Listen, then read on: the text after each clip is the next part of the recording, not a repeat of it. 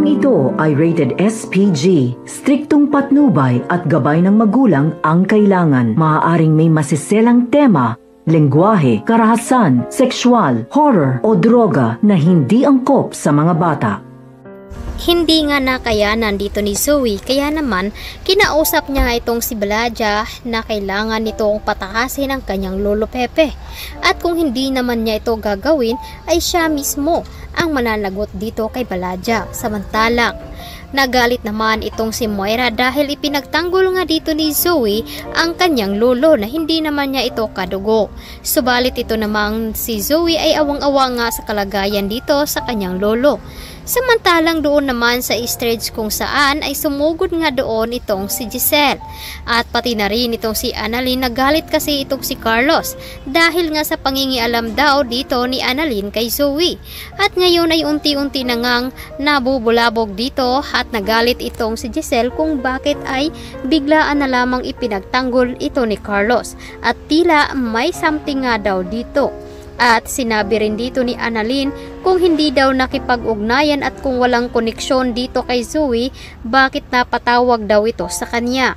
Kaya naman sinabi dito ni Annalyn na hindi na dapat magsisinungaling itong si Carlos dahil nabisto na nga daw ito.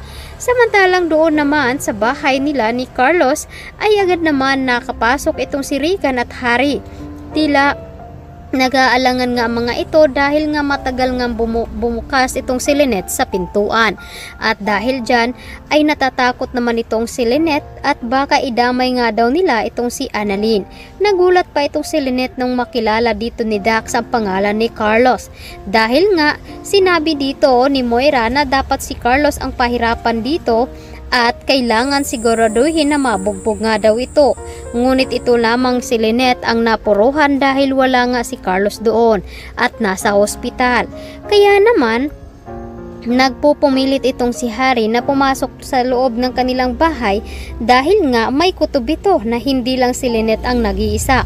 At dito na nga makumpirma ni Regan na mayroon palang masamang taong nakapasok doon sa loob.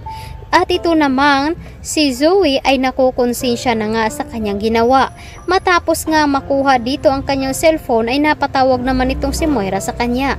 Natakot nga itong si Moira at baka narinig daw at nabisto ni Annalyn ang kanilang plano.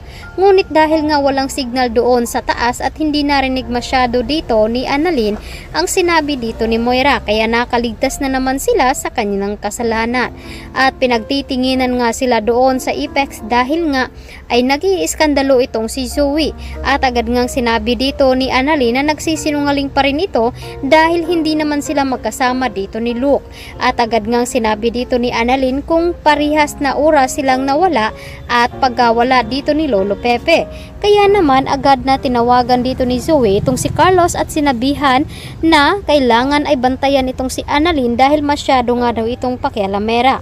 Agad naman sinabi dito ni Carlos na siya na nga daw ang bahala at maghahanap siya ng paraan upang hindi madamay ang kanyang anak na si Zoe. Kaya ito ang dapat nating aabangan ngayong hapon dito lamang sa Abot